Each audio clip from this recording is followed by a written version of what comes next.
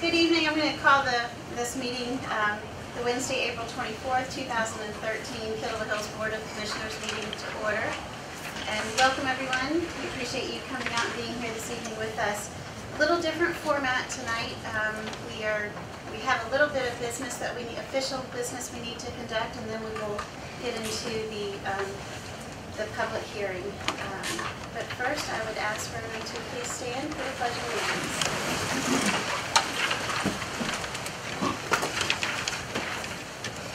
Allegiance to the flag of the United States of America and to the republic for which it stands, one nation, under God, indivisible, with liberty and justice for all.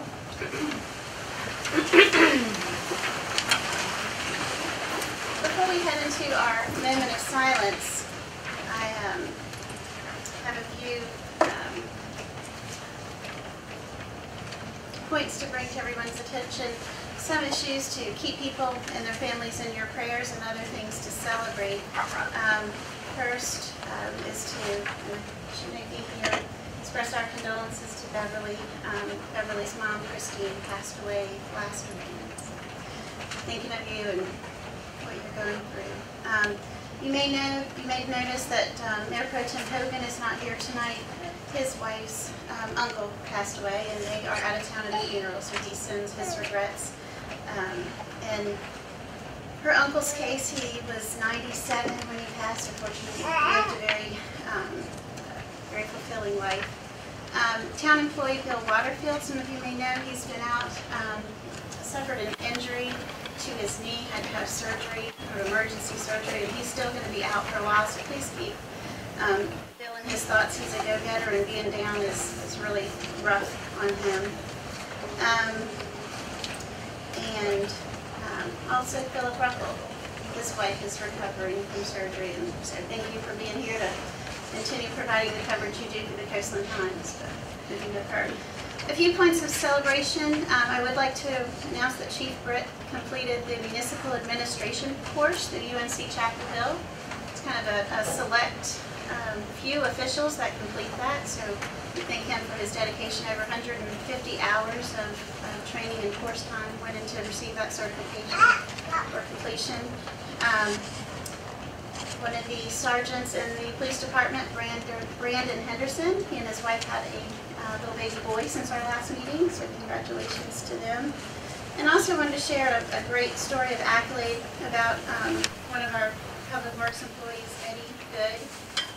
He received a call from the town of Nags Head on a Thursday night after work, probably about 8 o'clock, where one of Nags Head's water lines broke, but they didn't have the equipment and the whatever necessary to complete that repair, and Eddie provided that to him. George and Nags Head that night, and they got the repair fixed. So they really appreciated the cooperation between the towns. And since we don't really have the mayor's agenda tonight, so, I'm taking up all this time to do that. But one other thing I'd like to mention before we take a moment of silence is the Ride of Silence that's coming up on May 10th at 7 p.m. It's actually the Ride and Walk of Silence. I'm sorry, the 15th, May 15th at 7 p.m. And thank you, Jack McCombs. He's a Kittle Hills resident. He's been instrumental. I know he doesn't want the recognition, but he's instrumental in putting this ride and walk together. And it's to basically memorialize those who have lost their lives in pedestrian and cycling accidents. So we thank you, and you can get more information on our website later about that event. And with all of that information, I do ask if you would join me in just a moment of silence, please.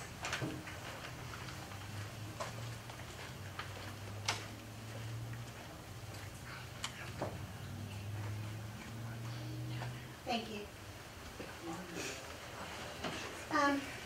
So, first thing on the agenda this evening is the agenda approval. I make a motion that we approve this agenda. Second. May I, under discussion, see if you two would be agreeable under the public forum, since I believe that the majority of people are here to speak about beach nourishment and have dialogue with us on that, but I do know that there's a few general topics of interest. Do you mind if we switch those two and try to take the general topics first? Is that okay, Bill, or would you like to I don't see it? have a problem with it. I suggest if you do that, you might want to limit that first item to whatever, half an hour, 45 minutes, an hour, whatever. Okay. It doesn't consume, inappropriately consume the entire. Okay, I think that's a great, we'll do that. Why don't we set no more than 45 minutes, and if there are any other general topics, we can do that in that. 45 minutes? Is that agreeable that time?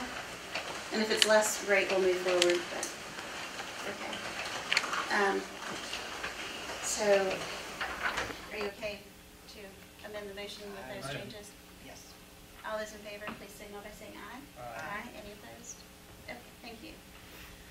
All right, with that, we'll move straight into our public hearing. We have one public hearing this evening on requested zoning amendment to section 153.002 definitions, section 153.076 parking, section 153.082 exceptions, section 153.177 commercial zone conditional uses, to add outdoor waiting activity area as a conditional use in the commercial zone, and to add definition, parking requirements, and setback exceptions for the use. We have a sign-up sheet if anyone wanted to speak specifically to this public hearing item. Is there anyone that signed up this evening? I will tell you, I made a mistake and gave somebody some improper information about signing up for that. Mr. Winslow, are you here? Okay, you didn't want to speak on the public hearing item, did you? Okay, we're good. Okay. That's my fault. Is there any, that's okay. Is there anyone that's in the audience right now that would like to speak on this public hearing, so about only this topic? You say over this topic? Right now, yes, sir, only this topic, and then we'll open up in a few more minutes, but just the zoning amendment. Anyone? Okay, then we'll close the public hearing, sorry, and Brad, do you mind just doing a brief intro to that? Thank you, sir. As the mayor had indicated, this is an amendment to our zoning text to allow an outdoor waiting activity area in the commercial zone. It will be a conditional use, and it was recommended by the planning board at their April 2nd meeting to include it in our ordinance.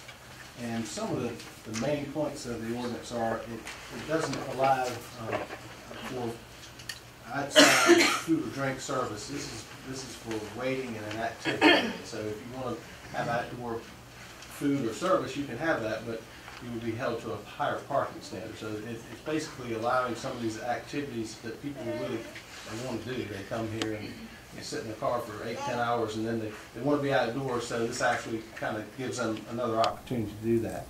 However, if you want to serve food, then you will have to have the parking as a restaurant would. It permits or allows outdoor entertainment and games and live music. It establishes parking requirements that are somewhat less than a restaurant. It allows parking to be stacked for employees, two vehicles deep for employee parking. It also allows an exception that the outdoor waiting and activities can be up to 33% into the side and front yard setbacks, and you can't really put any structures, and they'll be limited to raked earth, ground cover, or gravel in these areas. You can have it has to be primary. The primary use has to be a restaurant, and the hours are limited from 7 a.m. to 11 p.m., which is consistent with our noise ordinance. You can't have any service equipment out in this area, and everything in the outdoor waiting area has to be uncovered, except you can have regular umbrellas, like beach umbrellas. Has to meet all aspects of the town code, including lighting, landscaping, and the noise ordinance, which I mentioned earlier. And with that, staff recommends approval. Okay, thank you very much. And I know, I believe I saw him, Ben Cahoon, yes, thank you, hey Ben, sorry, where did I see you, is here and would be available for questions if we have any. So with that, I'll open the floor for discussions and questions. I have no questions, and I support approval of the amendment. Thank you, Bill. I'm in agreement. I don't have any questions either, and I also support it. Okay, and I did speak with Mayor Pro Tem Hagan. He's in support as well. Asked me to just share that with you all. And I am in support as well. So, with that, I'll move approval of the proposed amendment for outdoor waiting activity as a conditional use. Add the definition parking requirements and setback exceptions for the use. It is consistent with our comprehensive plans and our other official adopted plans. That are applicable. The amendment is reasonable within the public interest. It allows for the expanded use of outdoor areas for restaurants and promotes our family beach areas. I'll second that. Any further discussion? All those in favor, please signal by saying aye. Aye. Any opposed? Great, thank you. Okay, that was the official business that we needed to conduct, and now we're going to move into the public forum section of our agenda this evening. This public forum environment, and the last time we did it, we didn't have the table, but it was really hard to take notes and write, so that's why we have the table. But the concept was to bring us down from our chairs here, to bring us down, to try to make it a little more comfortable. I know sometimes people feel intimidated. They don't need to be, but it's a natural feeling trying to speak, sometimes between in a formal setting. So we're trying to help break some of that and really set the stage of the meeting to be, the whole focus is hearing from the citizens and being able to engage with you. With that, I know we have called out tonight to ask people to come talk to us about beach nourishment. And I want to preface before we get into that discussion, but also lay the foundation as we talk about other issues, that we may have different opinions. Some of you in the room may have different opinions. And the purpose of these meetings is to come in and hear what others have to say, to kind of digest that, see how it fits with what our philosophy and what our opinions are. This is not the night that we'll make decisions, we'll approve things. It's really to gather information. And so I hope you will join me in looking at tonight as an opportunity to kind of exercise our civil rights and the whole democratic process and exchanging of information, and make sure that we keep the tone as such for that. That it's okay if we're going to have opposing opinions on things, we'll just calmly express those and move through the agenda, not really the agenda, but through anyone who wants to speak on something in that way. And as I suggested during the approval of the agenda, I know that there's a number of people that are here to either listen or speak about beach nourishment, and since I think that might be the larger topic, what we'll do is we'll kind of start and be mindful at the time. If we start drifting beyond 45 minutes with just general topics, we'll stop and move to beach nourishment. And then if we have any time, I figured this meeting could go 2 to 2.5 hours at most, and if there's any time after that, then we would encourage you to, we'll figure out a way to address if we haven't heard anyone else's concerns that has yet to speak on that. If we don't have conversation that takes us to 45 minutes, when those topics are completed and we've addressed kind of the general topics, we'll move right into the discussion on beach nourishment. So, that being said, I think, did we have a separate sign-up sheet or no? Okay. But was it Mr. Winslow? Is that right? Who thought he was signing up? If you don't mind, we'll start with you. I think you have a general thing. And if I may ask, we do want everyone to identify themselves by name and address, if you don't mind. So before you speak this evening, just do that. Do we have a mic that we're passing? Or do we need to go to the, okay. So to make sure that people can hear you once we're watching this on TV, if you don't mind tonight when you speak, if you'll just approach the lectern there. Thank you.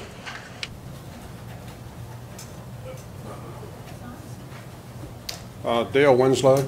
I live on West Landing, and I'm here tonight. I've been there since 1984. I enjoy Kill Devil Hills, but in the last 2 years I haven't. There at my home, I have a problem with animals using my property as, well, cats. Let's just say it's cats. They're overwhelming. My grandchildren can't play in my yard anymore. I lost my fall garden last winter because of them. Anytime I till my ground, you know, they just, it's soft, so that's where they go. And it's become a big problem, spraying my house for their territory. And it's just different things that way. And I'm just here trying to see if we can get it where cats aren't allowed to roam free.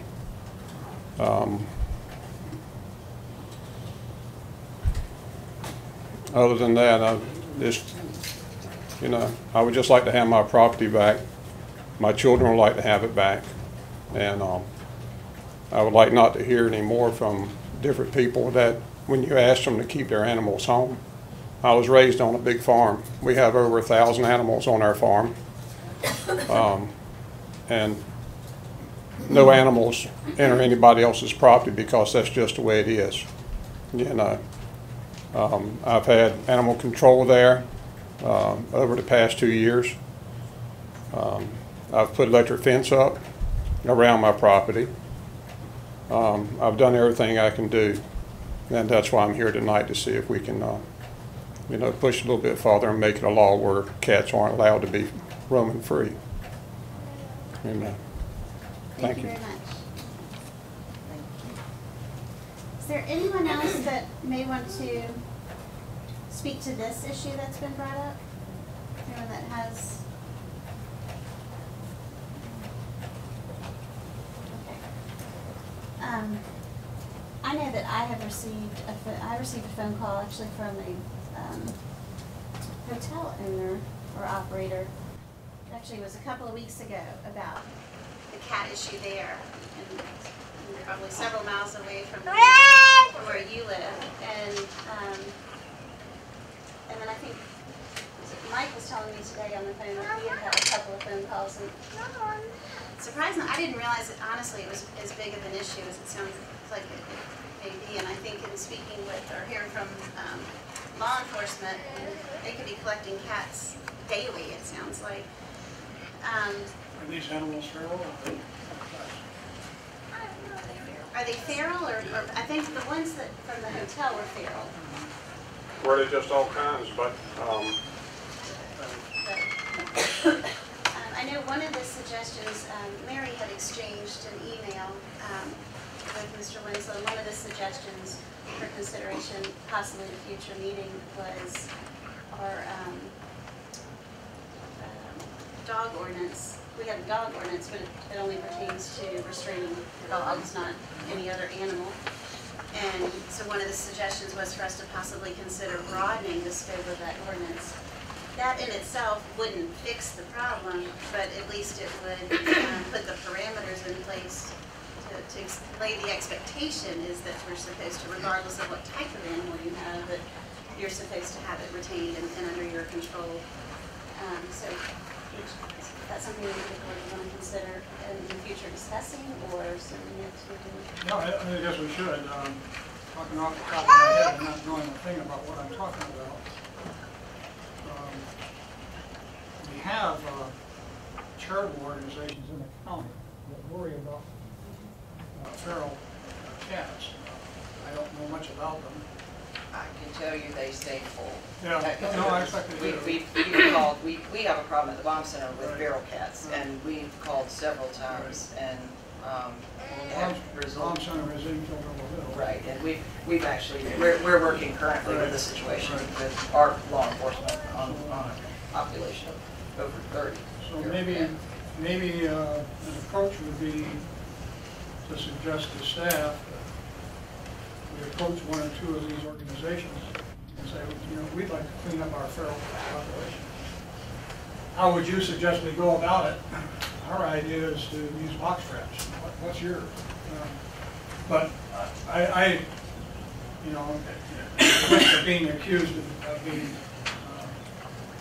cold and mean-hearted and all that sort of thing. But at any rate, what I suggest is we try to put together a reasonable program. If it's a big problem, let's try to put together a reasonable program of reducing the feral population within the town. I sort of listen, as I listen here, it sounds like quite a few of your problems are from pet cats or neighbors rather than feral cats. Excuse me. Do you mind go back up just a few, or if it's a quick little thing? It's just a quick little thing. Okay. The one thing that I mostly hear is that, you know, they do pick up the cats, they trap them. It's $30 a day if you don't pick them up. Well, a lot of people will say, well, I'll pay $30 a day and I can get my cat back. Why don't you up that, double that money so people will think twice about, you know, having their cat trapped and carried. And that would be part of, developing a reasonable program and approach. I agree, $30 is not much of a penalty needed. Right. Sure it was.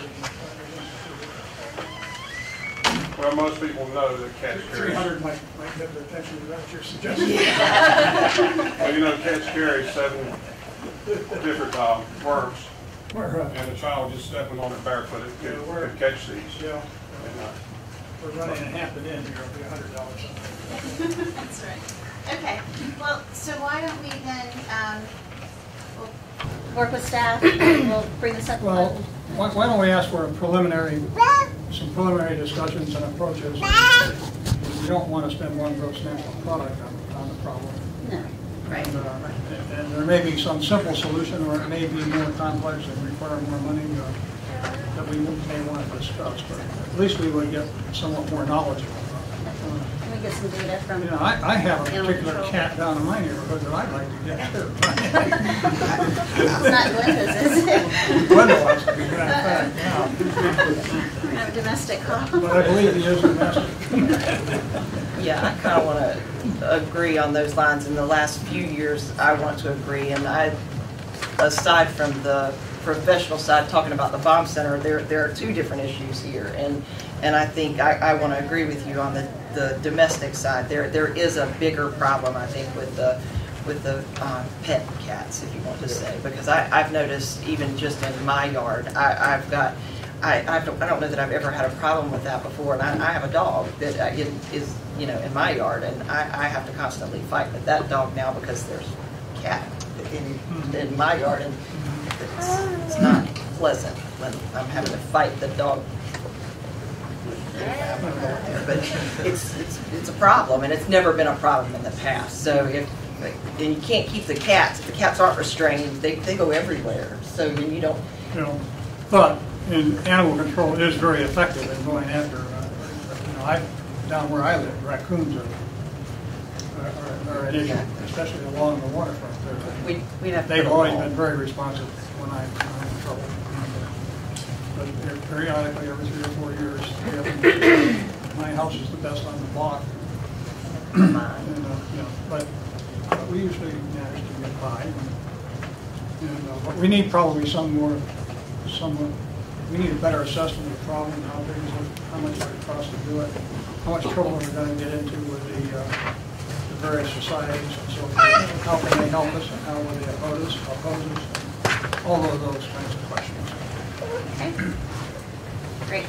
Thank you. Thank you. Thank you, Dino. Next, floor is open, so whoever would like. Yes, sir.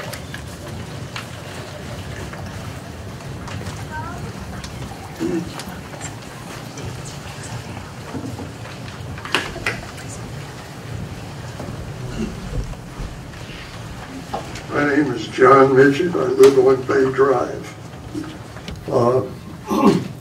You folks have done a great job, the city, in the bike path in my section. I live in the 3100 block. And there is one problem that I think we've all overlooked. And there's a triangular plot that is located on Wilkinson, Bay Drive, and the Phantom Plymouth Street that I think isn't big enough to have a building on it. I don't know who owns it, but it's got debris, dead trees, concrete that's been poured that wasn't used. It's just a mess, and a lot of the trees are down. And if it's a city property, I was wondering whether we could get it cleaned up. There's another reason for it is going north, there's a stop sign right after you pass this place. and I'm not so sure you can see it. There's a big stop sign, warning sign there, but some of these people who come up Bay Drive don't do it by the speed limit. The other thing I would like to ask about, I walk Bay Drive every day. I'm watching them in the construction, what they're doing. I'm sure it's been considered, but I've seen overwash where they put the bulkhead by the, I call it a pagoda, and I've seen overwash there quite a bit. And it looks to me like we're building our bike path, or whatever you want to call it, awful close to the water line. And I'm wondering, has anybody considered a bulkhead along there? Because the first overwash has got to take out part of that walk.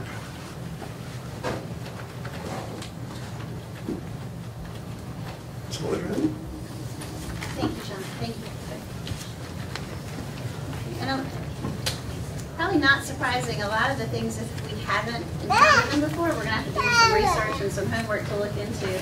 And I don't know if staff, it's okay if you don't have any information on this, but I want to make sure you have an opportunity if you do have anything on any of these topics. But if not, we just need to research and look into it and follow back up, we can. As far as that section, that triangular plot you referenced with Wilkinson, Plymouth, and Bay, it's private, okay. And do we have any history on that we are aware of at this point? Nothing that I can speak intelligently about. Okay. There were some inquiries years past about that particular, that's why we know it's the problem. We can see what we can do about some of the issues that we're identifying here. Okay. So we can look into it, and certainly we can go check out and see if that stop sign, if that visibility is blocked, but also if there's anything, if they're doing any violations with the disarray that you're describing, if that violates any of our ordinances, then we have an opportunity to act. Okay, well, we will absolutely look into that. And then the bike path and the pedestrian path where he's referencing, I mean, I know it was fully engineered, and I don't know if staff has anything to add, or our engineer's not here tonight. Yeah, Pete considered that, and they thickened the western edge that faces the sound. The concrete will be approximately a foot deep there to prevent undermining and collapse. But the adjacent property there are private, so we wouldn't have any rights to go bulkhead their property. But the road was there during Irene, overtopped, and we didn't lose anything. So the engineer felt thickening that edge to prevent any scour from under it would protect it. A couple of spots that call for close. Yeah, it is. Who would like to go next? Who wants to go next? I don't think we're going to last much longer. Thanks for being here.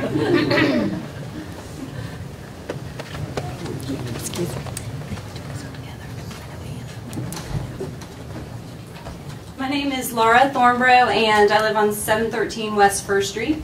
And I would love to see the town revisit the proposed amendment to the chicken hens, allowing backyard flocks, or 6 hens. I think Earth Day was this Monday. I think it's a great time for us to bring it up and just see if we can jump onto this trend of increased sustainability and people producing their own food.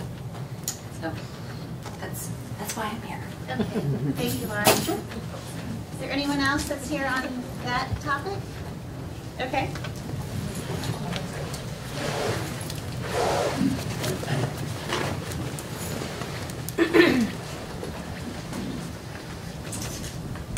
I'm Kathleen Wozniewski. I'm at 313 Cameron Street, and I just wanted to come out and say I also agree. I think we should revisit the backyard hens in the town limits.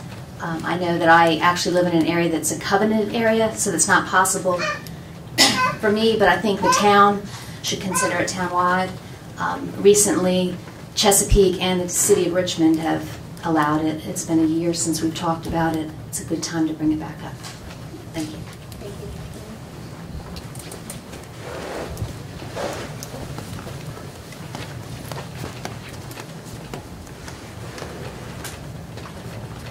Hi, I'm Susan Rollison. I live at 706 7th Avenue, and I just wanted to say the same thing. I think it's been a year. A lot of things have changed in some neighboring communities, and I think we have all had a time to think about it. Maybe some people have changed their minds, and I just think it would be a great time to see if we can't come to a way of allowing the residents who want them to have chicken hens. Thank you, Susan. Anyone else? Any comments on chickens? Discuss? Okay.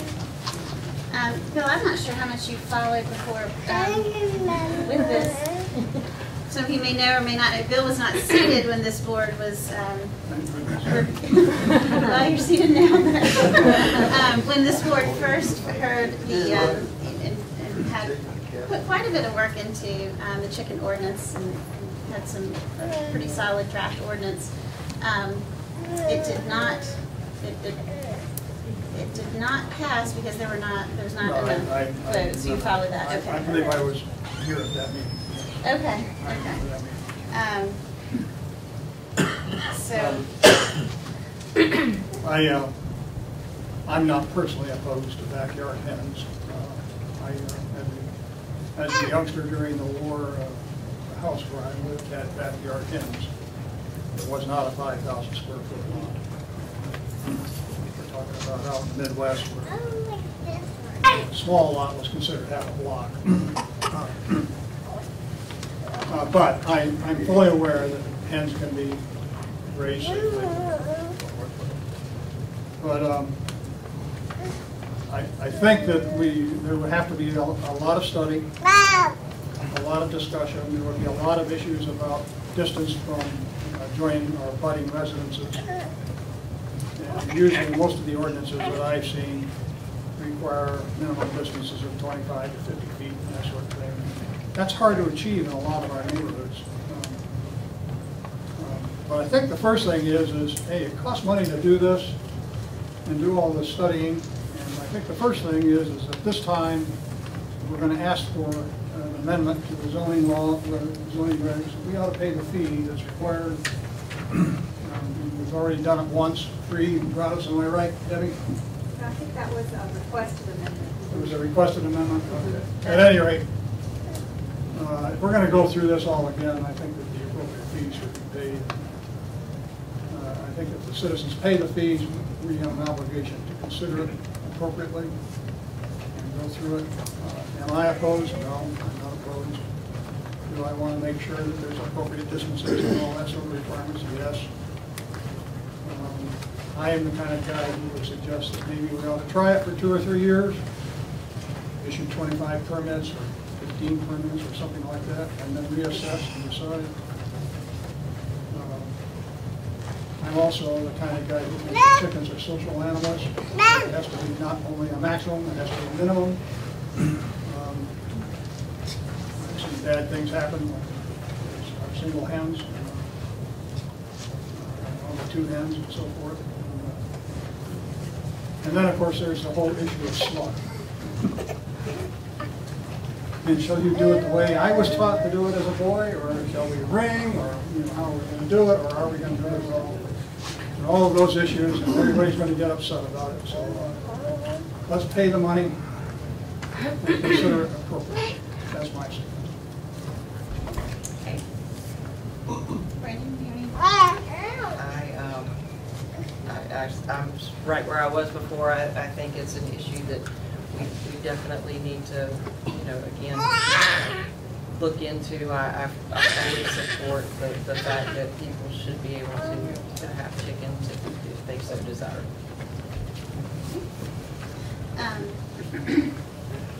Bill, I think that might be a few of the things that you brought up. In some ways, the ordinance was really detailed to address some of those. There's some things you brought up that weren't, so you would add, with your experience, you would add to that discussion. Don't take my experience. I was 5 years old. I went out and got eggs. That was for them, and chased various animals out of the chicken yard, and ran after the chicken as it went down the backyard after it lost its head. That was my job. All right, so we won't draw on your experience. My grandfather at that time was about my age, and he was not about to run after it. I can assure you. I think it will make for a lively discussion. Yeah. And one thing you touched on that I think is important to be very clear, there are a lot of lots in Kill Devil Hills that, based on the ordinance that we drafted and worked through with the applicant the last time, would not be eligible for chickens. That's right. There's a lot that you just, even though you want them, and even like Kathleen, she's in a neighborhood that has covenants in place that wouldn't allow it either. So there's definitely some areas in our town, a lot of them.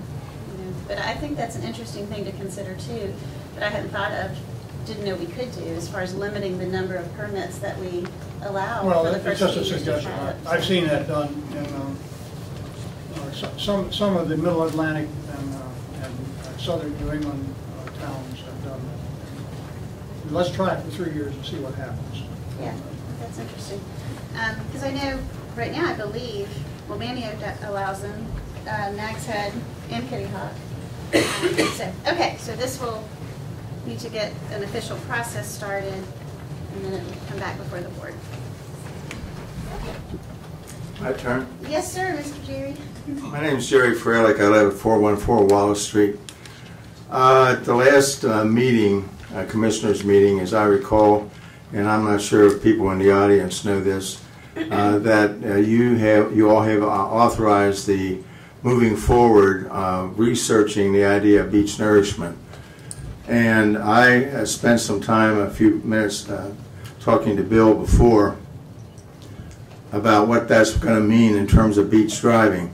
I didn't know that there was going to be prohibited beach driving as long as we're getting support from public funds, which we would for the beach nourishment.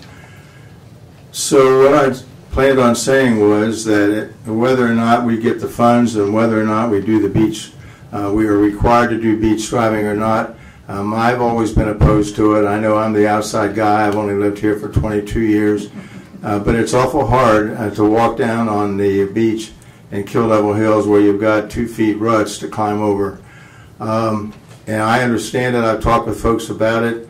They say, well, how could you do that? And I said, I guess you can do it the way Duck and Kitty Hawk and Nags have done it. You put up a sign that says stay off, and then you do something about enforcing it. If you have any doubt, if people that are in the audience about what I'm talking, just take a ride or take a walk down on the Kill Devil Hills beach. I know that it's limited in part of the time. I once before made a pitch that at least limited it for nighttime driving, cut it off sometime and try to control the traffic that's out there. I have a friend who was going to be here tonight to talk about this who lives on the beach, and he says sometime between around 11, 11:30 and about 2, you don't want to go out there at all because you're going to get hit by a car, a pickup truck that's four-wheeler that's going up and down there and doing donuts of this type. The bottom line is that I got a feeling you're going to have to face it sooner or later because I think that we're going to get the beach nourishment eventually and it's going to be a while. So I would suggest that maybe you bite the bullet now, take a good hard look at it, and then let these beaches be for people. Thank you. Thank you, Jerry. Would anyone like to speak about beach driving?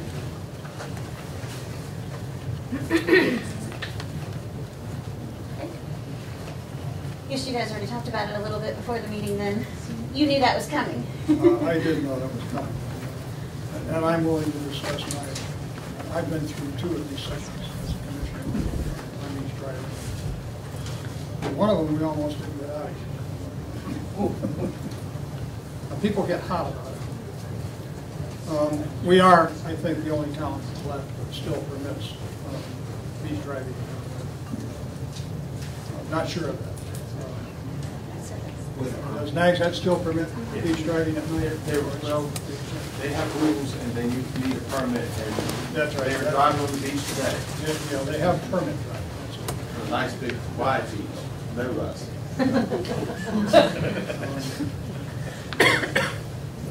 The biggest problem we had is when we put laid the temporary berm down. Remember the FEMA temporary berm? I don't remember after which storm it was.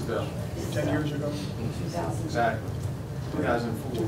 2004. And that turned into a real circus because it was fun to get up on top of that berm and drive the four-wheeler down the top of the berm as fast as you possibly could. The fellow he was talking about was Larry Bray. Larry and Catherine have one of the old houses built in the 40s right there on the beach at the north end. And he's right. I've been at their house when the joyriding is going on. It's not particularly pleasant. If we do decide to expend public monies on nourishing the beach, one of the requirements probably will be that we limit, curtail, or stop beach driving. If we use federal funds, if we were to do a 260, for example, it would be an absolute requirement that be stopped. That is just not permitted. As a matter of fact, the 260 requirement, an owner cannot even cross over the dune without a constructed walkway. He has to go to an access just like everybody else unless he has a permitted walkway over the dune.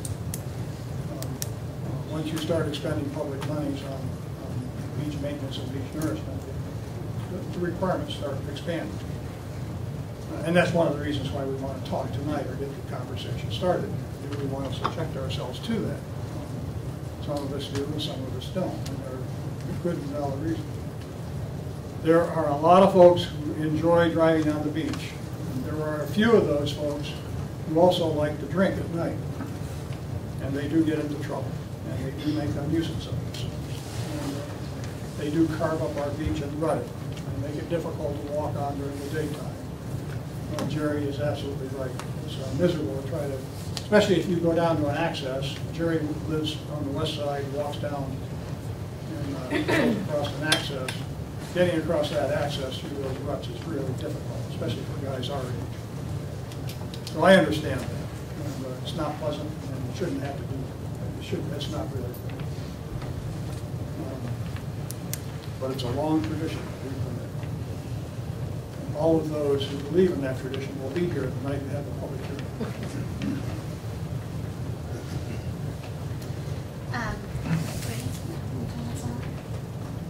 I am also willing to listen to anything anyone is willing to talk about with that. I can see both sides of that as well. I understand it's a long-standing tradition to drive on the beach, but I can also see where people do what they probably shouldn't do at night and carve up the beach. So I think probably, as there is with a lot of things, there's a happy medium somewhere. So I think that's something, you know, maybe not jumping ahead, but maybe there's something where we could keep the permitted maybe in the daytime and maybe not at night. I don't know. That's, again, jumping ahead, but trying to find a solution to make everybody happy. And I don't know. I'm willing to take the heat and listen to it. And at one time, you know, night driving was permitted in Kitty Hawk too, when there was enough beach to drive. And I profess I need to understand more both sides, because I don't have enough history on that, so I can look back to the two previous times you discussed. I'm sure there's documentation. And then I think also Debbie can bring you up to speed on it. She was here. Mary. And I also think we can look at what NAGSED has and do some research on that. So, Jerry, thanks for bringing this up. Obviously, we will. This will be part of our future discussion. So. Okay, who would like to introduce a new topic? Yes, sir.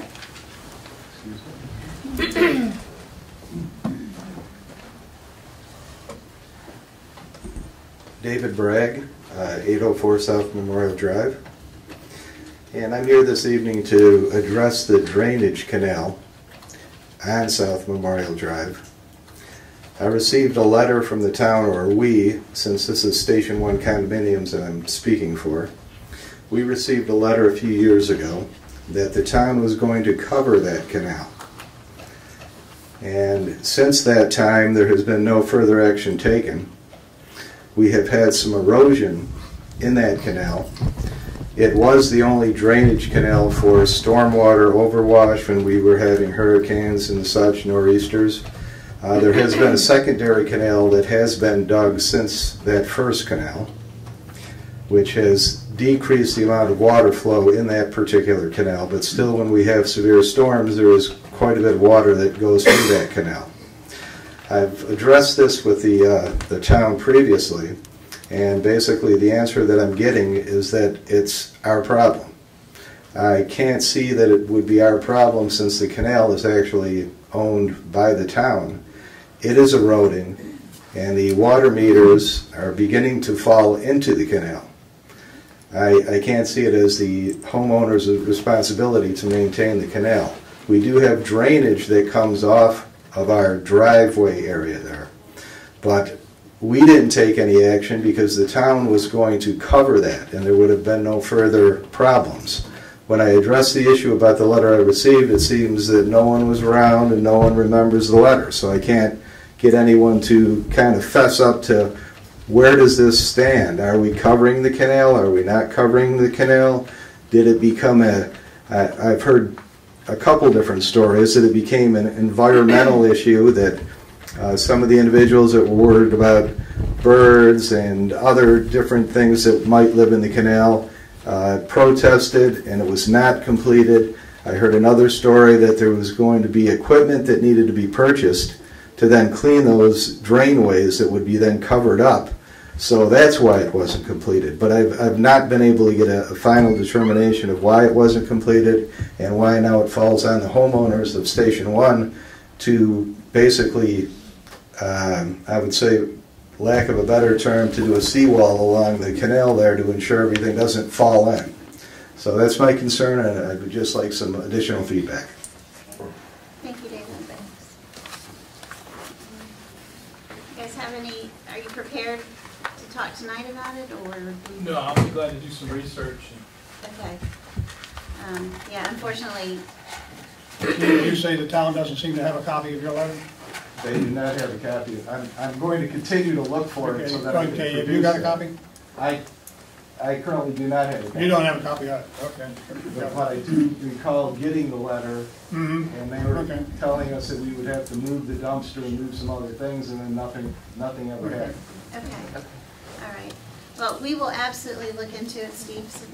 I don't know if have you met Steve before? No, I could stop over there and talk to him now. Absolutely, yeah. Just so you know, because he'll look into it. He's Okay. in charge of our public works now, and so he can get back with you. And so, but thanks for bringing it to our attention. Okay, thank you. Yeah, absolutely. Excuse me? Did anyone else have anything to? Okay. Who's next? Yes.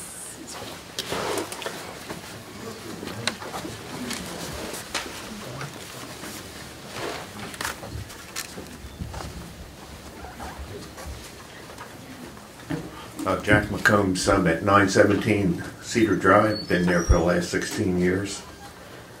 I think the town's doing a good job of considering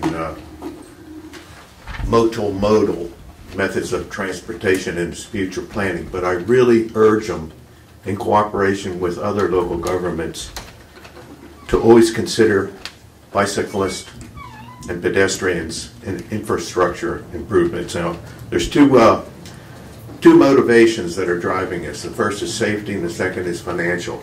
In the safety front, we're having too many people who are riding bicycles or merely walking in the Outer Banks killed or severely injured. And unfortunately, that's happening in Kildouble Hills too. Now, the Outer Banks Bicycle and Pedestrian Safety Coalition that was recently formed is addressing the safety issue for this coming summer. But we need to make improvements to the infrastructure to avoid situations where these people are getting hit and killed and severely injured. The second motivation is financial. In 2003, NCDOT commissioned a study about the economic impact of cycling on the Outer Banks. The data was collected and then reported in 2004. And at that time, and many people in the Outer Banks don't understand this, the economic impact of bicycling in the Outer Banks was assessed to be not less than $60 million a year. Since that time, all you have to do is look at the traffic coming in here and the number of cars that are carrying bicycles. That number has at least doubled right now, so it's well over $100 million impact. With a little bit of planning and some promotion, we can make the Outer Banks the most popular bicycle location in the eastern United States. Now, I realize some people wouldn't be happy with that, but my goodness, the economic impact, and this is not hyperbole, would be in excess of $1 billion a year. And I think that is a boon to us, particularly since the environmental organizations have been so successful in denying long stretches of the beach for us to fish on and to enjoy. That has eroded our economic base. Bicycling can, believe it or not, can make up some of that. Not all of it, but can make up some of it. So I do urge that in future planning, that the board and the staff, in cooperation with other local governments, to always think, how can I improve the infrastructure to make it safe for bicyclists and pedestrians, as well as efficient for motor vehicles. Thank you. Jack. Would anyone else like to speak on anything related to multimodal paths, bicycling? I just have a general question. Is there a ordinance or anything in town how deep the bikes can be on the road? I know when you go down Bay Drive, they'll be 3 and 4 wide, and they won't get out of your way. I'm not talking about what I call a professional biker. I'm talking about the recreational biker. And is there some kind of an ordinance that... I don't know. I would defer to law enforcement. Is there... I don't know about city ordinance, but state law. Motorcycles, bicycles can't be worn 2 abreast in a lane. NCDOT encourages cyclists, even though they have a right to the road, that they be considered a motorist, and particularly on busy roads, to go single file. And that's important. Not all the deaths and serious injuries of cyclists and walkers here are the fault of the motorists. The cyclists and the pedestrians sometimes are glaringly at fault, and we need to educate them as much as we need to educate motorists. And that's a good question, because I didn't know the answer. So the recommendation said NCDOT is single file, but state law requires no more than 2 side by side. But if we don't put it out to these Right, people, how do they know? Right, education pieces. And that's where, as Jack alluded to, that there's the bike and, what's the official name, Jack? Outer Banks Bicycle and Pedestrian Safety Coalition. And they've got a nice PSA type piece or media release running right now on the local cable channel, and but there's certainly a lot more education and awareness that can be put out, and it's working in collaboration with those groups to help get messages out. Anyone else have anything to add on this topic? Kind of while we're on that subject, like mopeds. I mean, is there a speed limit on them things? Or, I mean, because there's some of them out there. I mean, one morning I was hitting one because it was one of those 3-wheel things. No lights on it, no nothing. It's dark. I can't see. I'm not sure if you heard, Dana, the question about mopeds and the laws that you're aware of related to those. Yes, I think he said speed definition of moped. It cannot exceed 35 miles per hour because of motorcycle once it gets over that. I mean 30 mile an hour, excuse me. And once it gets over that, because of motorcycle, it has to meet all the standards of a motorcycle. But 30 miles an hour, unlighted moped on a residential street is difficult. And this was at night? Or dusk? Twilight.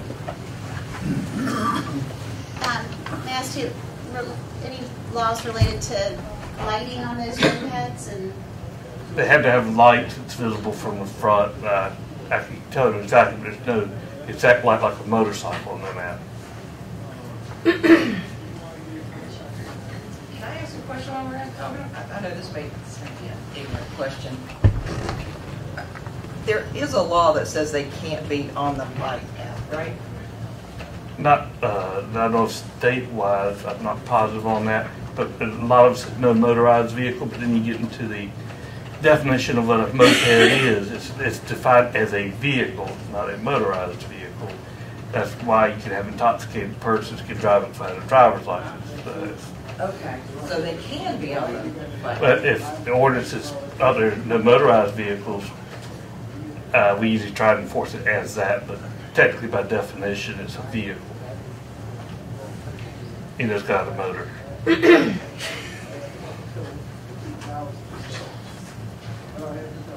can run down on the path behind the body right now. That's exactly what I'm alluding to. That's where they get us. Trying to keep my husband out of jail.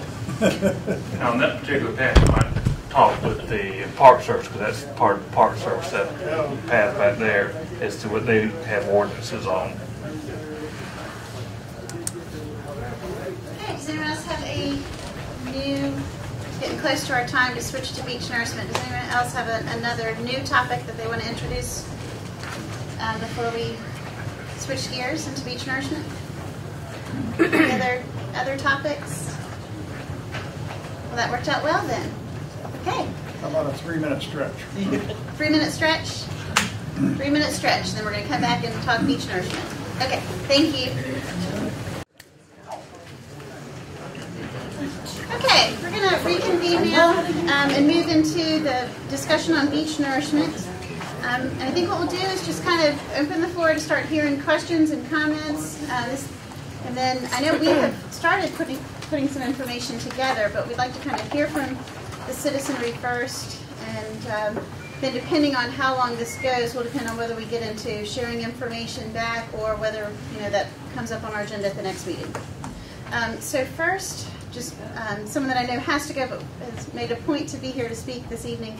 Ms. Kathy Chambers, if you would approach. And then, my name is Kathy Chambers. I live 2903 North Virginia Dare Trail, which obviously puts me in favor of beach nourishment. I've watched in 12 years our beach out front getting closer and closer to the houses.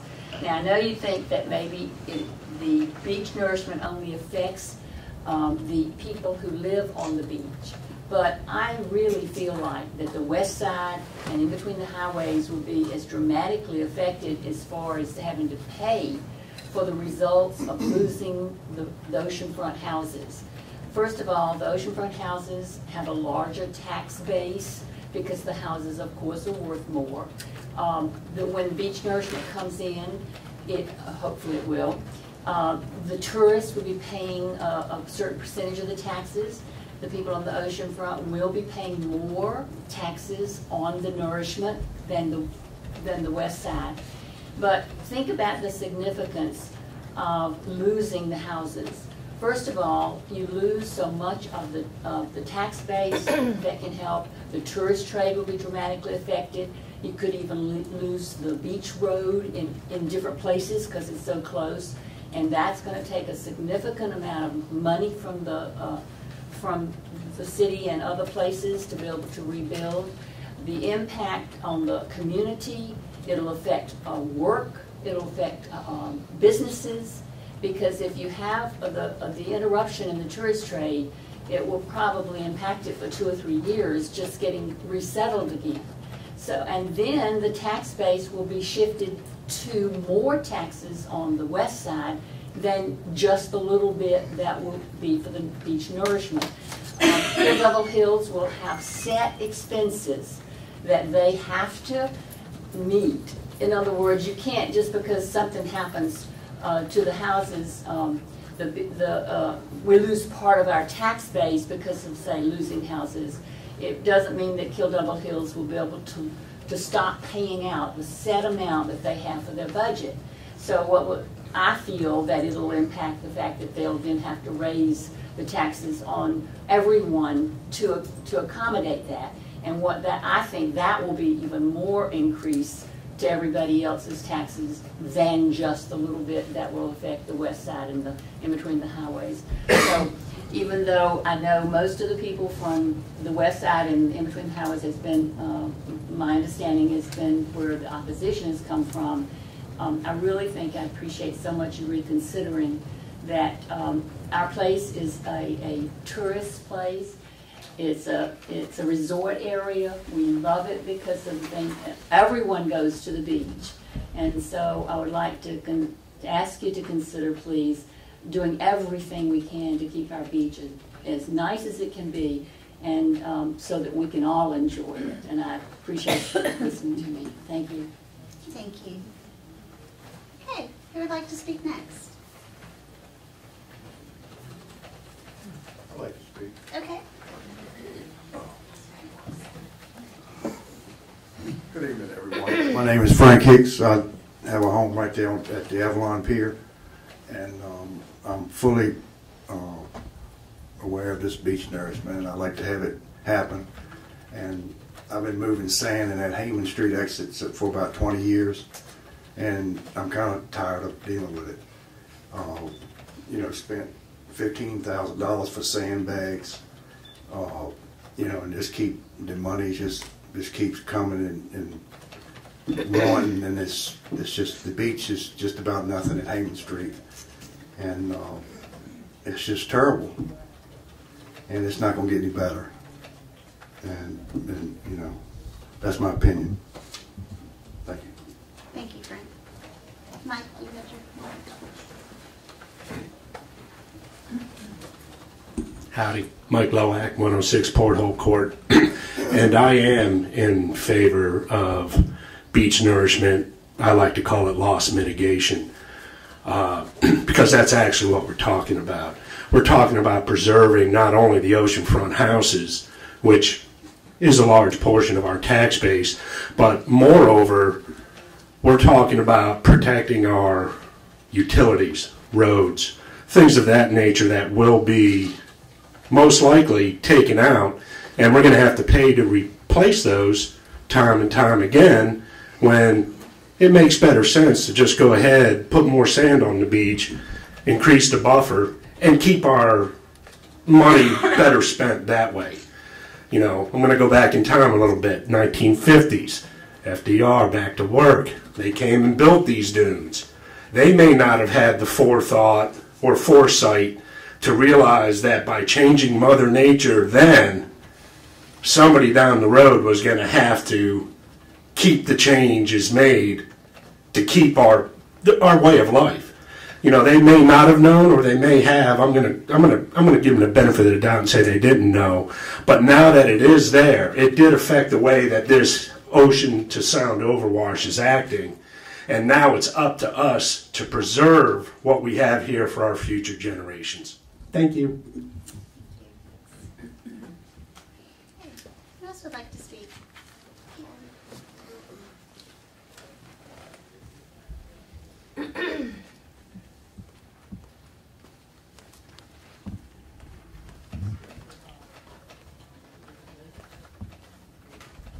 Hello, I'm Ivy Ingram, and I reside at 1002 Swan Street in Chemical Hills. And from an environmental perspective, I'm of course against nourishment, and that seems to be neither here nor there anymore, since the economy is playing such a big role in these decisions lately. I do have a couple points that going forward, if the decision is made to nourish, which it sounds like it will be, I would like for not only you all as commissioners, but for the other towns, if there is a partnership between towns, to consider. And this is long term. I mean, this is, when everything we think about of the town, long term to me is not 5 or 10 years. Long term to me is 40, 50, 60 years.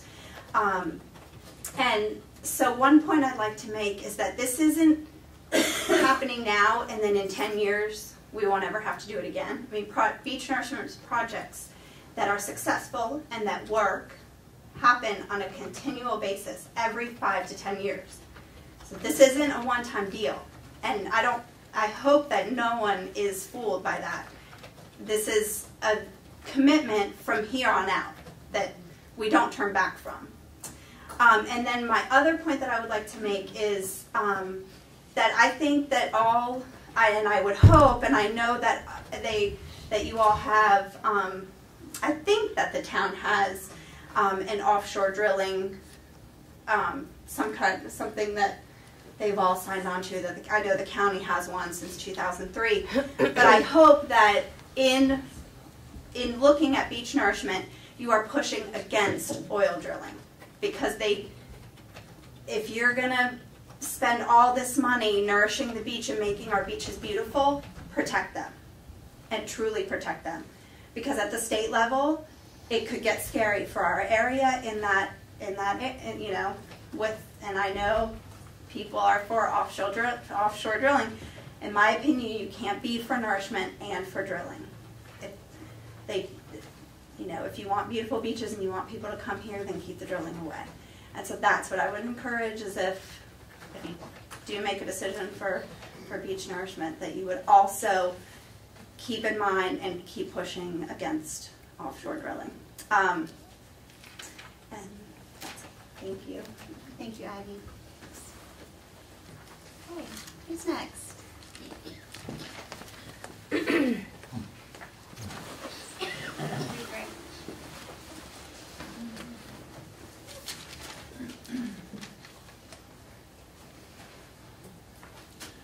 I'm Greg Roberts, own Compass Rose at Airstrip Road. I'm for beach nourishment. I think just about everybody here probably is. I'd like to point out just a couple of things. If you watch the public meetings in Nag's Head, very interesting things happening. They've got people coming that have had agreements with the town that their property was unsaleable, to come back and have the town revisit because it's saleable. And that's a wonderful thing. It speaks to tax base. They've also, if I walk on the beach, and part of where I walk is down in Nag's Head, and I walk from the beach club close to my house. And if you walk on the two beaches, one is deeply rutted with beach driving, one is really wide and firm and not rutted. And it's really obvious that they've had a really excellent time of it. I think if you look back to Hurricane Irene, they would have had a rough time in Nag's Head without the beach nourishment. And they came away with nothing until, of course, the backside hit and everybody on the sound got crushed. The other thing is, if you haven't had a chance, right now on Channel 20, there's the replay, I think, of a Kitty Hawk meeting where they have an engineer, very good, and he speaks about the process. And the process being that, yeah, some of the sand goes away. Well, you don't want to get all in a bother about that, because it goes out there and it stops the wave action. And he explains it really well. And I think as we do this, it might be a very good idea, not only for the board, but for the town in general. If not this guy that speaks up there, if there's a different group of engineers that the town is going to use, to have somebody speak to that, because the whole process needs to be understood. And I think they understand enough about the process that it can be quite an education for everybody. And that's it. I think we should do it. And had a guy today in the store, and he said he didn't live here long enough to really have much of an opinion, but he knew it had helped Nag's Head a lot. And we talked a second, and he said, you know, you need to do it now, because if you don't do it now, you're not going to start for years anyway. So if you don't start now, it'll be too late. And I think that's a really good point. Thank you, Greg. You're welcome. Who's next?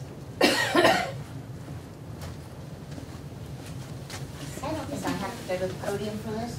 You can just make sure you enunciate so they can hear Okay. you on camera.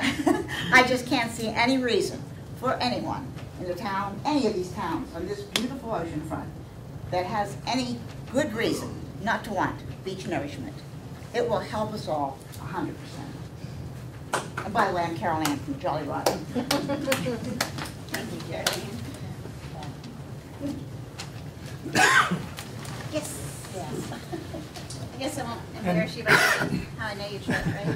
And a tough act to follow. My name is Trip Hobbs. I reside on West Walker Street. And by design, have no prepared comments. This topic has been arguably the most researched and debated topic all the way back to the 1990s. It's going to be more expensive later if we don't move now. It's my understanding we've got a revenue source that if we don't act on now, we could lose. And we're already looking at, to the best of my knowledge, if this all does move forward, we're looking at spring of 2016. Am I correct on that? So the sooner we can get this process rolling and get it moving, the better for Dare County.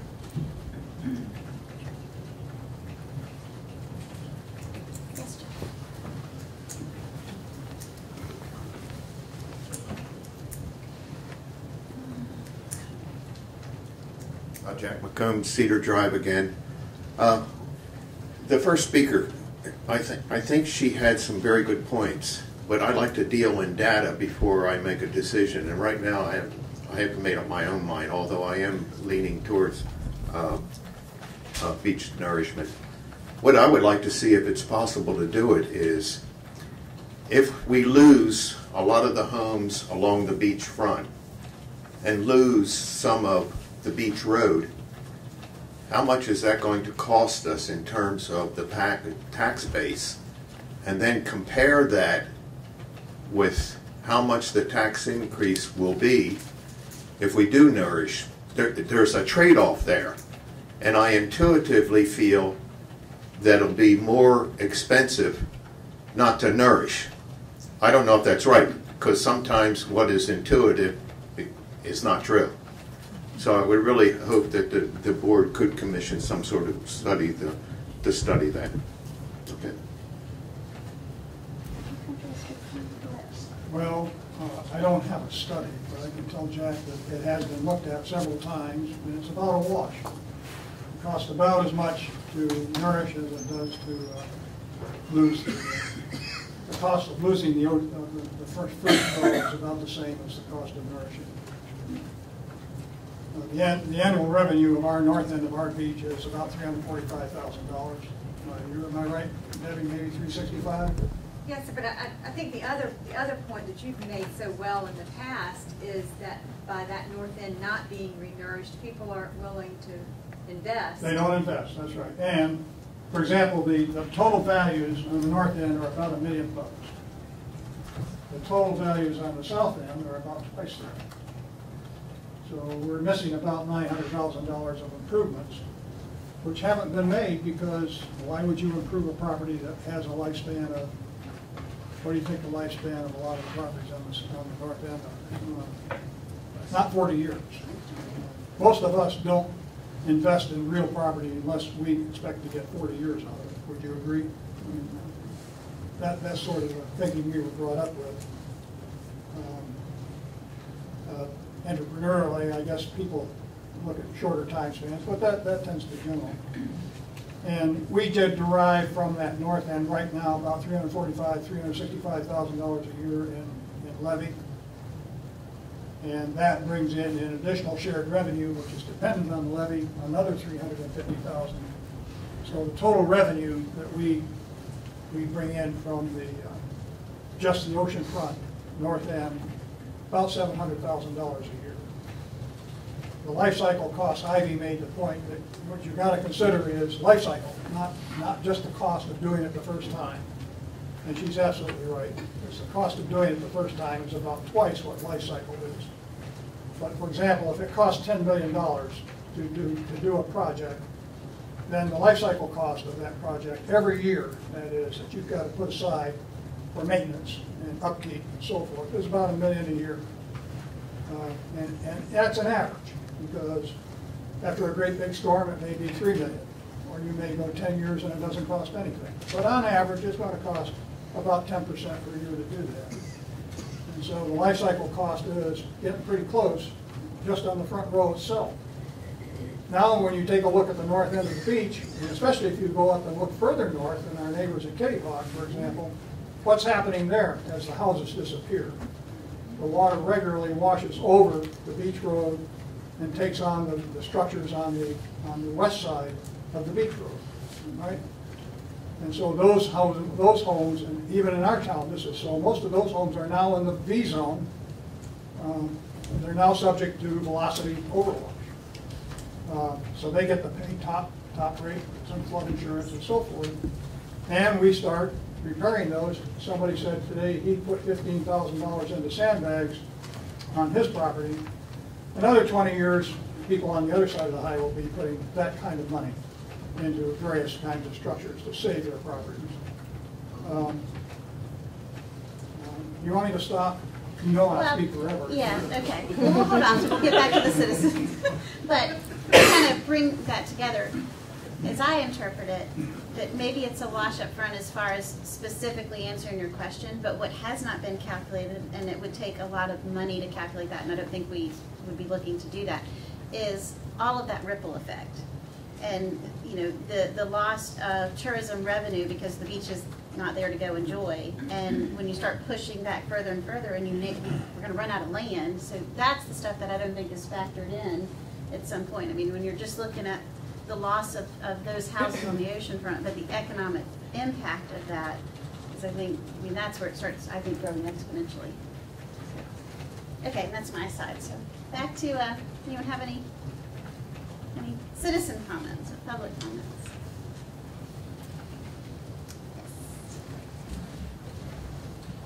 Yes. Travis Appleman, I'm at 509 Copley Drive. It is kind of nice to see so many people out tonight that I think are in favor of beach nourishment. With a lot of the folks coming as tourists, their number one reason to come is because of our beaches and our water. And even when we're making decisions about the town, some of the first things that come out of folks' mouths is, it's a family environment, it's our family beach. Well, if our beach turns out to look like what it does in Kitty Hawk, they might not come. And if you look at some of the upkeep and things that are not happening in Kitty Hawk, and you look at what's happening in Nag's Head, and even today in Kill Devil Hills, the houses on our beach road, or our section of the beach road, look significantly different than what it looks like at the north end of the beach.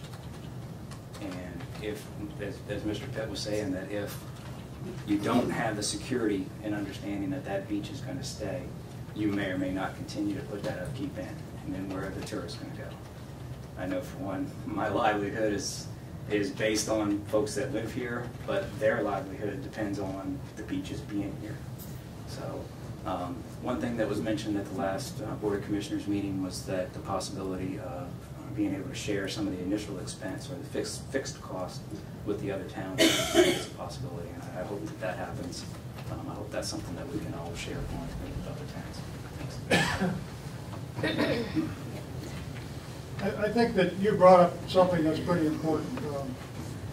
We've got 6,700 residents in this town, and over 4,000 of us hold jobs. Our labor participation rate is about 80%, as opposed to 60, 65% in the rest of the country. This is a working town, and about half of us work directly in the tourist industry. That is, we sell real estate, we reserve and rent real estate, we retail to tourists, we own and operate restaurants, ice cream stands, Pizza Huts, you name it. We lifeguard on the beach. We have over 2,000 jobs in this town alone. Now, not necessarily occupied by Kill Devil Hills folks, because we all work in various communities. But of the 4,000 jobs, 2,000 of those are directly involved in tourism, accommodation, food, entertainment, retail sales, and so forth. Our retail sales are $25,000 per capita, which is, since our let's see, no, I've got that wrong. It's about $20,000 per capita. And it's, in a normal town, that would be $15,000. So that money is not being spent. It isn't our folks going around with their credit cards buying up swimming suits and floats to go in the water. It's tourists. And that's what makes this town what it is. And it's why we're so lucky to be here. We've got a young town, a vibrant town. You've only got 10% of the folks who are like me, old, no good for nothing. Most towns have 15, 20%. So we're lucky here, and we need to stay lucky. But Ivy's right. It's the life cycle cost that you've got to consider, and you've got to be willing to pay it. And so for most of us, for example, living on the west side, that means our taxes are going to be permanent. If we decide to do this, they're going to be permanently somewhere between 2.5% and 5% higher than they are now. And for folks who actually live in the project area, they're going to see their taxes 25 to 50% higher on a permanent basis. So that's a commitment. And once you start, it isn't, oh, gee, I've had second thoughts. I've got a buyer for the house, and he says, you've taken it on, you've bought the whole thing. You bought the whole thing. I'll stop that again. I apologize. You're fine. Our finance director at Beverly Matter for the town, and I know Greg Loy and Bill have worked on doing some numbers based on Killable Hills. If we were to move forward and do a town-wide tax to support beach nourishment, as well as establish a special tax district, which is what NAG's Head. It's basically modeling the same program that NAG's Head did to fund this. We would draw funds from the counties. Years ago, the county implemented the 1 cent occupancy tax increase. They're discussing, we'll discuss it to have an official request at the next meeting. They have permission to add an additional 1 cent tax. They didn't do it back when because NAG's Head was the only one that said we have a plan and we're moving forward. But anyway, so it's using the same funding model, and they ran, even factoring also the tax reevaluation that we're all being hit with changes there. And I think you guys first off have done some excellent work on this, so thank you. It's really going to be up to the discretion of this group. Do we want to see some of those now, or do you want to wait till the next meeting, or how do you, it's 7 o'clock now. We could make a commitment that we're not going to go beyond 7:30, but show you some of these little calculations, or we can say we're going to be discussing this at our next meeting, and let's just hold off till then. You guys can be part of the decision. How about both? Do just a few? And end in 15 minutes? Either or. Either or. All right, well then why don't we do this? Let's compromise. But please, if anyone still wants to speak, I'm not trying to cut you off, but okay, you speak and then we'll make our game plan. I'll be short. Okay.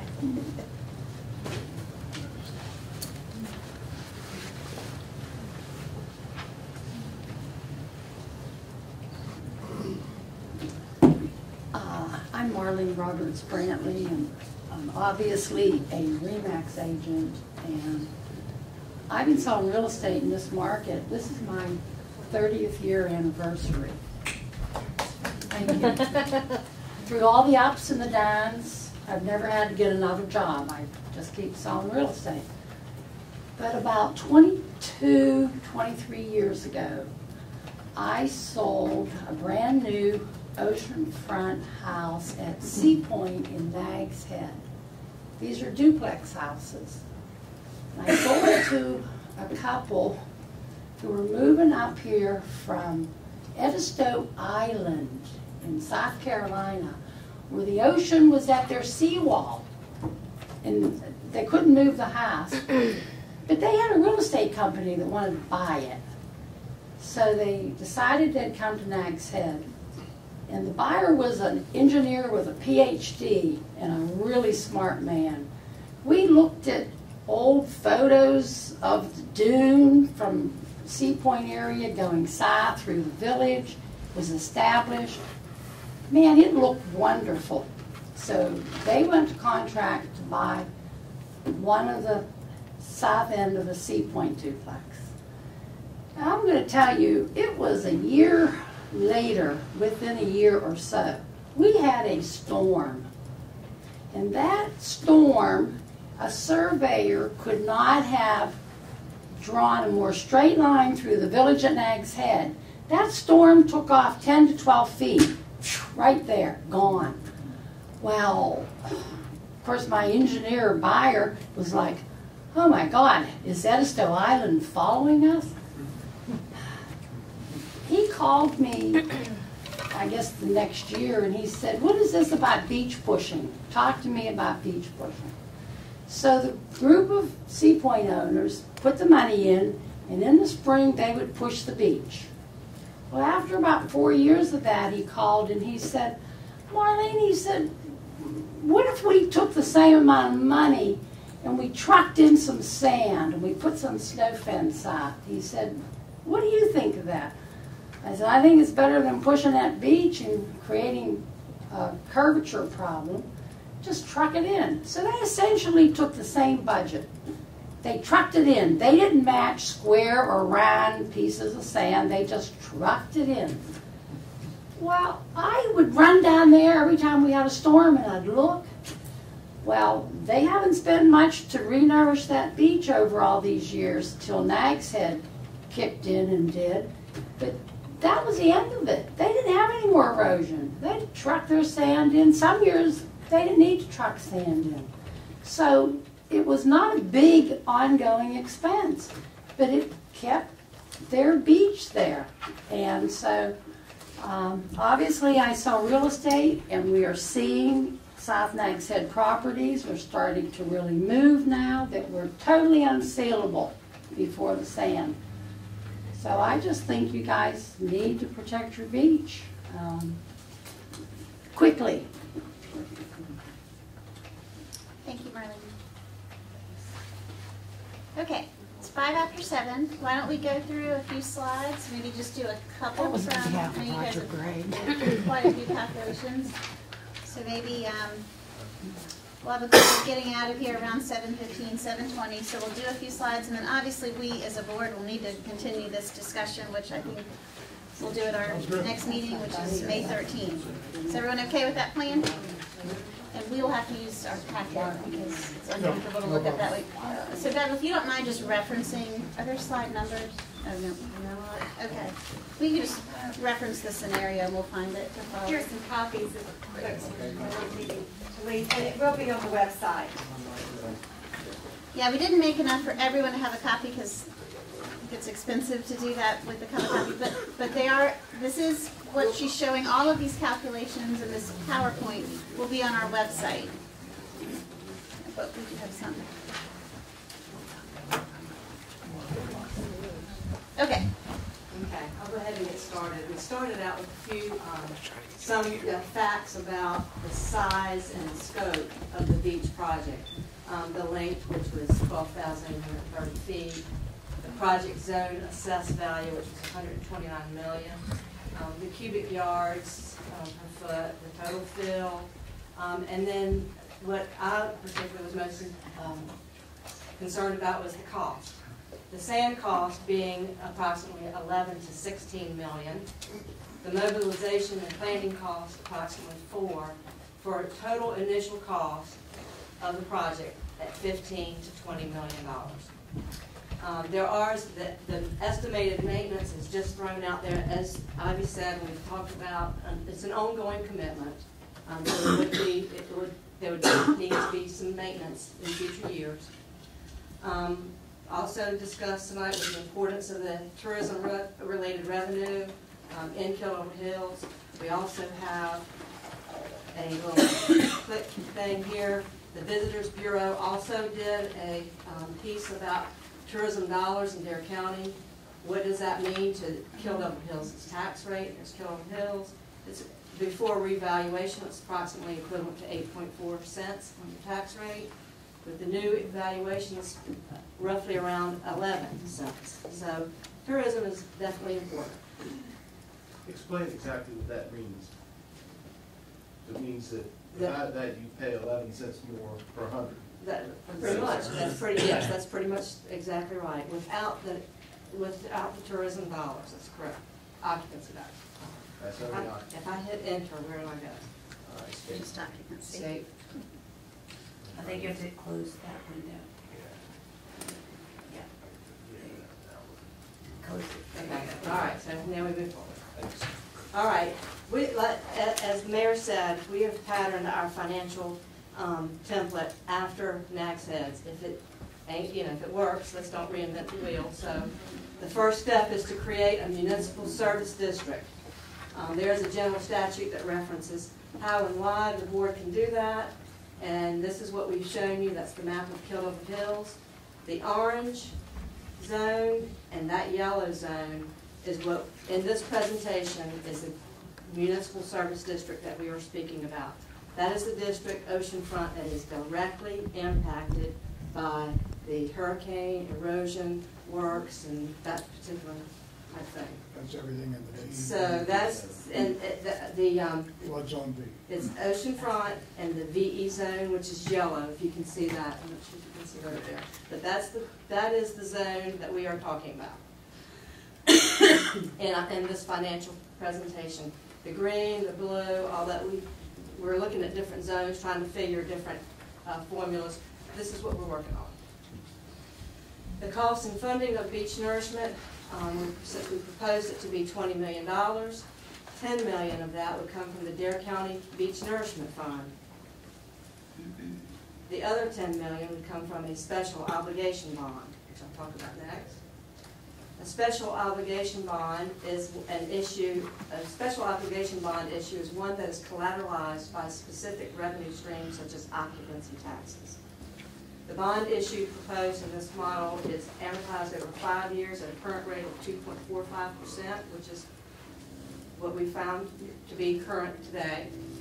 So the average annual debt repayment is going to be approximately $2.1 million on that bond.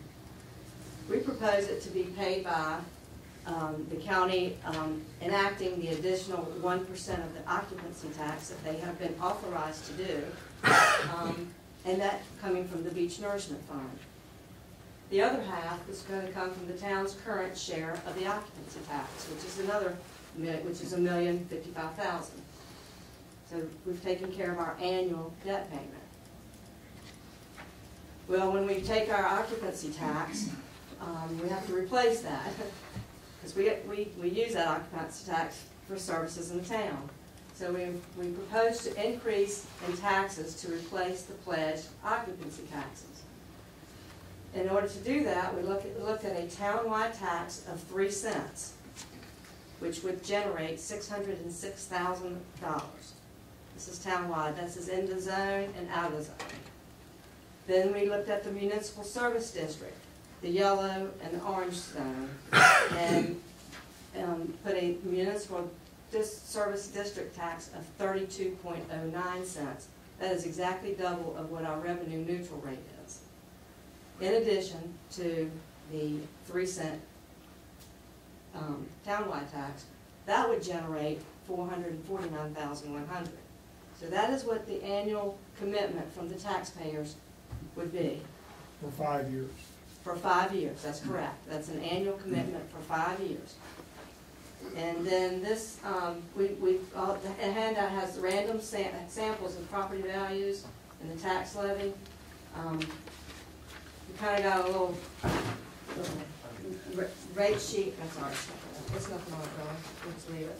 Kind of a little bit of a rate sheet on what we're dealing with on these upcoming slides. Just going to show you examples. We've got 2 things going on. We got the reval going on, and then we've got presentation with the beach nourishment. So we've got the 2012 taxes, what you were currently paying, what we think you're going to be paying with the revenue neutral. I'm pretty sure we're going to be paying with the revenue neutral. The beach nourishment project tax, townwide rate, and then the municipal service district. So we're going to look at sample parcels and what it would cost those sample parcels. Again, we're comparing the difference. That's your additional amount of tax right here with what you were paying in 2012. We've got the old value presented, new value, revenue neutral, and with beach nourishment, that's the total tax we pay. So we started with a parcel with the median value in the municipal service district. This is an oceanfront lot. It's built in 1946 on Virginia Dare Trail. That total tax with the municipal service district, townwide 10%, would cost $2,971 that year. This is an increase of $1,131 over what they are currently paying. Second parcel is the lowest improved value in the municipal service district. It is an oceanfront lot. It is at 2507 Virginia Dare Trail, built in 1928. Its new value is $155 here. Total tax for that with the municipal service district tax would be $1,046, which is a $484 increase over what they currently are paying. All right, we're still looking at parcels with the highest residential value in the municipal service district, oceanfront. That parcel would pay $17,776 to nourish the beach that year, in 1 year. Differences between beach nourishment tax dollars and what they're currently paying is $8,904 increase. Parcel with the highest commercial value in the municipal service district, oceanfront, it's 1731 North Virginia Dare Trail, built in 1962, would pay a total of $25,257 a year in taxes. This is an increase of $14,453 over their current tax bill in Killeen. Slow me down if you need to. Ask questions, stop. Anyway, so here's some more samples in the VE zone. That would be the yellow colored lots. And this is a parcel with the median value in the municipal service district, but it's in the VE zone. It's still included in that municipal service district tax. That property is at 2108 North Virginia Dare Trail, built in 1954. Their total tax would be $2,114, which is an increase over current amount of $1,157. The next is the parcel and with the lowest improved value in the municipal service district at 2055 Newbern Street, built in 1955 in the VE zone. Their tax would be $1,407, difference being $758.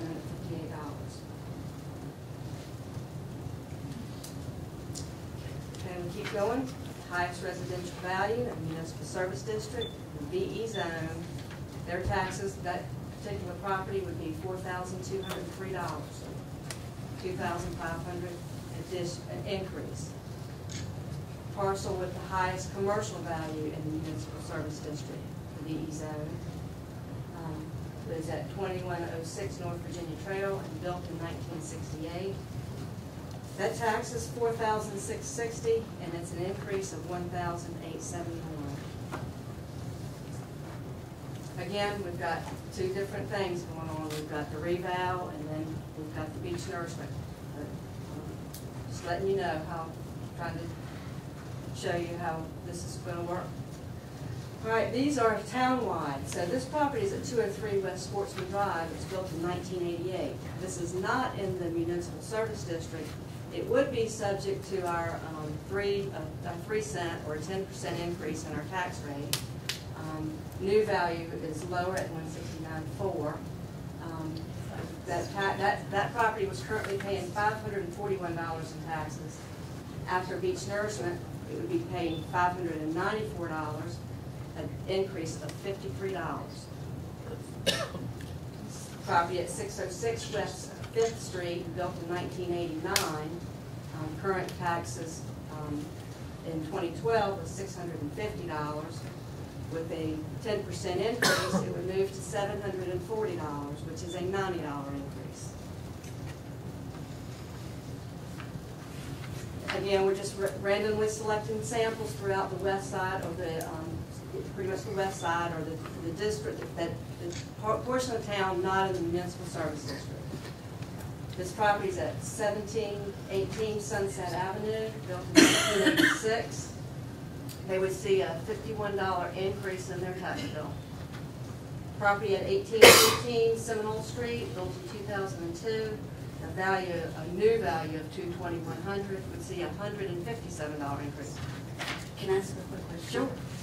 You're talking about if it was revenue neutral, they're going to see a difference to begin with. That's right. Mm-hmm. That's so right. You're really only looking at a $60-some difference. No.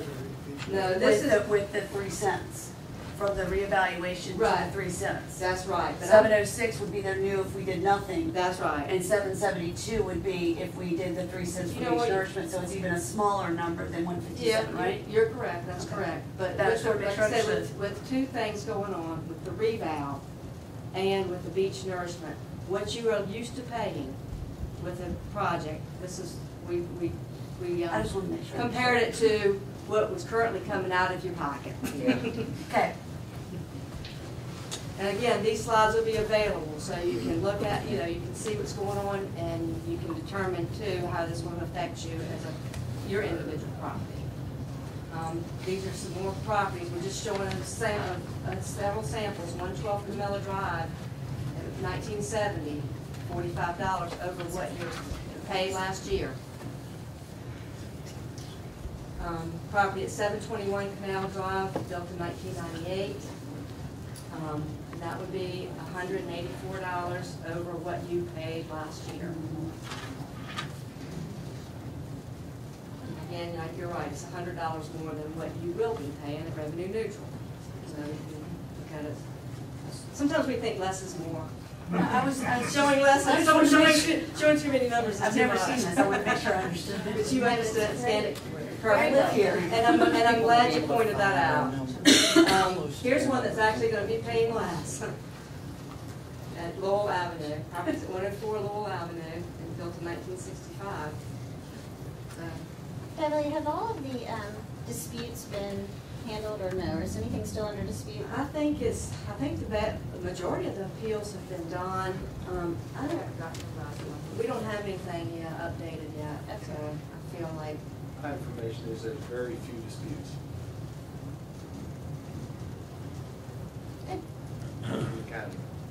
Yeah. Okay. And we have looked at the disputes that we do have, and we still figure that the 32.09 is still roughly on a revenue neutral rate. Okay. So I'm going to kind of click through these, fresh on. Again, I'm looking at that last column on what you've currently been used to paying. And then you also got what your revenue neutral is here. Then you got another one at Pine Grove Trail.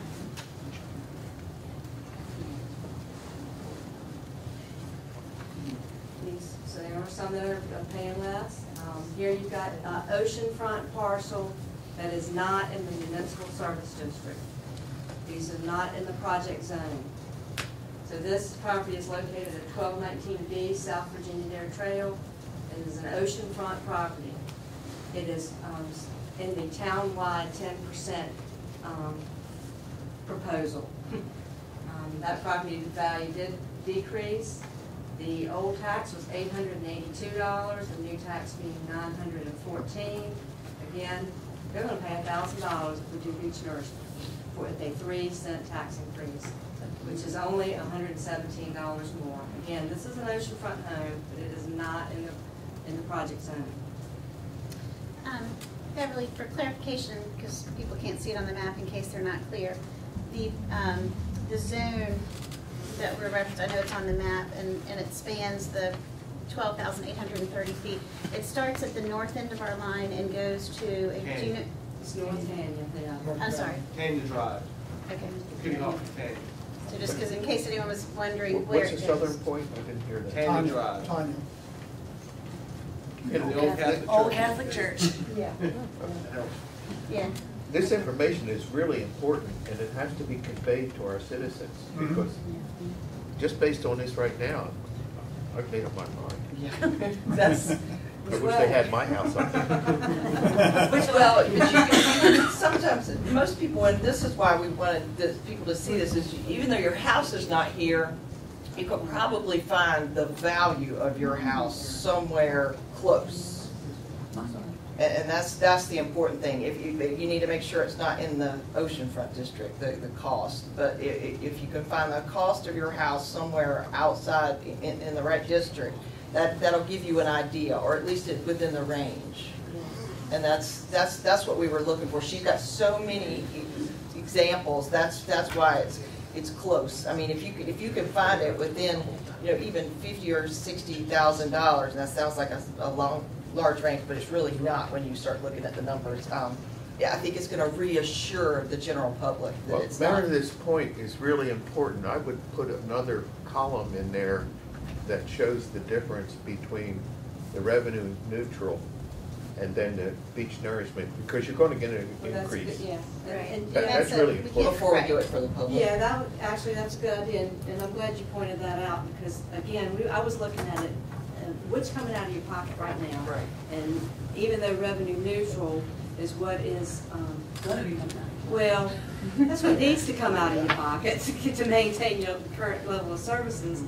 But I was really trying to see how it's going to impact you from what you're used to. But that's a very good presentation. We'll update this. And then here we got an oceanfront parcel, and then I believe that's pretty much it. So anyway, the basic financial overview, again, the template is much like Nags Head. The template is the project costs, splitting it out between the beach nourishment fund and that bond, and a special obligation bond, collateralizing that bond with our occupancy taxes, and then replacing the pledged occupancy tax with a tax increase. And that's how we would get it done. I think we could summarize that by saying that during the actual construction, if you're in the special tax district, your taxes will be essentially double. If you're just part of the town, the rest of the town, your taxes are going to go up typically $50 to $150. And then once we've got that bond paid off, we start into the life cycle costs, and we're talking about basically costs going onward from there of roughly half of that. So we're talking about roughly a 50% increase in taxes if you're in the district, whereas the rest of the town is going to see somewhere between $25 and $100 more in taxes each year. But that is going to be pretty much in perpetuity, because that project is going to have to be maintained until finally the rising sea levels overtake us, and it overtakes the whole thing, which is, who knows, it's going to happen. But to that point, this is the first I've heard about it tonight, was that it's going to have to be done every 10 years. Every 5 to 10 is typical. It's going to have to be nourished. Right. 5 to 10 is pretty typical. And it's not as much as the initial. I mean, they don't have to put as much in. It's just maintaining, and some of it's the underneath, and yeah. Is there any other avenues to obtain, like we've been talking about, I'll make this real quick, we've been talking about driving on the beach. Right. Doing it by permit. Right. What if those permits cost $1,000 and that money went straight to the beach nourishment fund? I mean, are we looking at other ways to generate revenue? We have for not. The future? We probably will. But that sounds like a tax that would finish off beach driving pretty quick. Well, that's by the choice. I mean, I just pulled the number out. Yeah, no, I understand. My guess is that whoever the commission is at that time, they will decide that we're not going to have beach driving. Right. That'd be my guess. There's two life cycle costs. Right. There's the life cycle cost that comes with nourishment. Right. There's also a life cycle cost for doing nothing. Oh yes, absolutely. Absolutely. And that's big time too. Absolutely. And let me take a few more minutes with the mayor's permission. Kitty Hawk was in exactly this situation 10 years ago. That's right. Their annual occupancy tax had fallen, their total occupancy in Kitty Hawk, this is before the Hilton was built. They had only the Holiday Inn Express, the most successful motel on the beach. And that was it. But their annual occupancy had fallen to $11 million a year. Now, and we were doing 40 at the time, okay? Now we're doing 60, 65 now. Kitty Hawk now is doing 25 million. And I'm not going to say how much of that is Sterling Webster and the Hilton Garden Inn, but I'll let you use your imagination to try to figure that out. But if it hadn't been for the Hilton, we'd probably be down to pretty close to 8, 9 million annual occupancy revenue. Now, what does that really mean? Well, multiply that by 3. That's roughly the total tourist revenue, because you get your occupancy, your retail, your restaurants, and all of that builds on top of it. And you can see that, in our case, we're 150, 160 million a year, 2,000 jobs. So cut that, 200 jobs, maybe 300 jobs for Kitty Hawk. That's what it would have meant. They have more than that just at the Hilton. That one institution sort of single-handedly revived hurrah for Sterling, but and thank goodness for Kitty Hawk too. But they took water after was it Sandy or Irene? Because we were supposed to have a class up there, and they had to cancel because the Hilton had water. That's correct. They did. Okay. They did. No, they're not. They're not immune. And I'm sure that Sterling would love to have some of that. Well, for the first time, I think Kitty Hawk is very serious at the table with beach nourishment. And the other thing with timing, we recently had a meeting. The mayor and town manager from Duck, mayor and town manager from Kitty Hawk, Debbie and I from Kildeville Hills, and Warren Judge and Bobby Outen to talk about the serious discussions. In fact, Duck already presented their budget, which included the same model. I mean, they're ready to move forward too. So that will help with maybe some of that cost sharing for the mobilization, that $4 million that we discussed. It may help with some of that if we can time the projects together. But the other important factor is if everyone's moving forward and we don't, it hurts the fund is going to get smaller. Yeah, the fund will get smaller. And also, though, it affects your revenue sharing, like it happened when NAGS had moved forward and we didn't. We took a hit because we didn't have the increase. So and that 1%, that additional 1% occupancy tax would generate, I think they said, roughly $3.8 to $4 million additional in the fund a year. Yep. And I know that the county's looking at trying to, as long as they hear from the towns, which, like I said, we can make an official position at our 13th meeting, but to enact that come January. So it wouldn't be immediate. That way it would give the real estate or the occupancy industry the time to promote that in the rental brochures and advertise those rates for next year's season. And the other thing that you may or may not know is that the county's also applied for the permits for beach nourishment for Buxton and Rodanthe. So that's something else that we have to look at. I mean, we're looking at sharing that that $3.8 billion. Okay, well, it's just past 7:30. I certainly thank everyone for being here. Good discussion tonight. It's so good to hear. I know we had a handful of things brought to our attention in the first segment, and that's great. And you don't have to hold your concerns if you ever have them until then. Certainly, we're accessible, email, phone, whatever, as our wonderful town staff are as well. So thank you for what you put together. And any comments before we close? I have one, and that is that when you go home tonight, and over the next couple of days, you're going to wake up from your sleep at night or naps, if you're like me, and you're going to say, they didn't address call us up. Telephone number's in the phone book. Debbie will be happy to give it. Call us up, chew us out, tell us what we didn't do so we can get it done.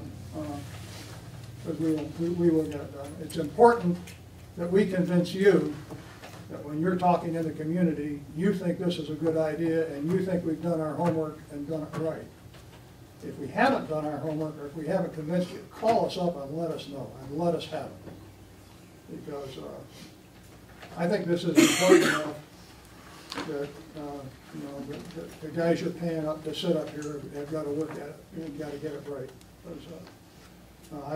As we started out with this, and I reminded the mayor, I have a solid record of defeat in this issue. We're going to change that, Bill. Well, I would hope so. You know, I spent 10 years on this issue, and we didn't do well. And thank God Bob Oakes and the gang down in Nags Head that they were able to take it and run with it. And they got the majority of it done. But we need this 2 miles here, and boy, does Kitty Hawk need there. So they really need it. Thank you. Thank you. Good meeting. Okay, we do have to make an official motion to adjourn. So moved. Second. Okay. All in favor? Aye.